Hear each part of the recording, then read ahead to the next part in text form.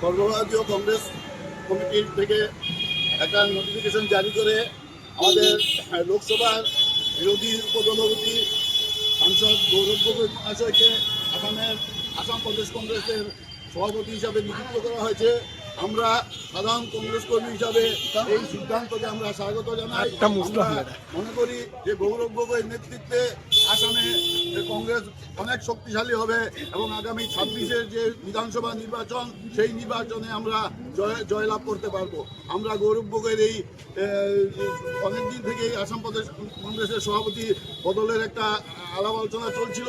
যাই হোক, শেষ পর্যন্ত আজকে এই সিদ্ধান্ত, একটা চূড়ান্ত সিদ্ধান্ত সর্বভারতীয় কংগ্রেস সভাপতি খার্গেজি নিয়েছেন এবং কে.সি. বেণুগোপাল দ্বারা একটা অর্ডার আজকে ওনারা প্রকাশ করেছেন। তাতে গৌরব গগৈ মহাশয়কে সভাপতি, আসাম প্রদেশ কংগ্রেসের সভাপতি এবং উপসভাপতি 3 জনকে দেওয়া হয়েছে।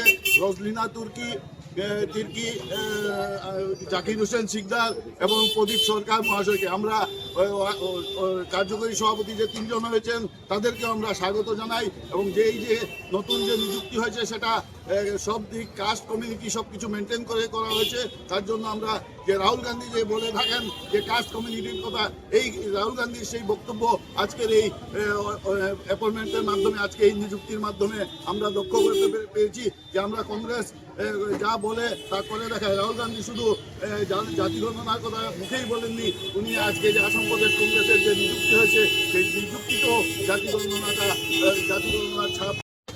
এই আজকের এই নিযুক্তির জন্য রাহুল গান্ধী, কে.সি. বেণুগোপাল, জিতেন্দ্র সিং, পৃথ্বীরাজ শাটে সহ আমাদের সবাইকে, সর্বভারতীয় কংগ্রেসের নেতারা যারা আছেন সবাইকে আমরা ধন্যবাদ জানাই যে ওনারা যে গৌরব গগৈর মতো একজন নেতার কাছে আসামের দায়িত্ব দিয়েছেন। আমরা আশা রাখি ওনারা যে চিন্তাধারা, আসাম প্রদেশ কংগ্রেসের ওনাদের চিন্তাধারা সার্থক হবে এবং 26-এর যে নির্বাচনী যুদ্ধ সেই যুদ্ধ গৌরব গগৈর নেতৃত্বে কংগ্রেস জয়লাভ করবে।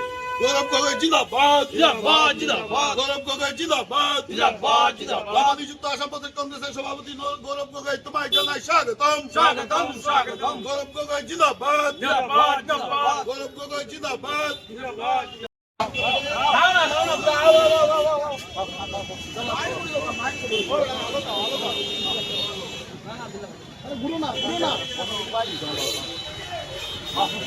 আমরা খাইলিয়ে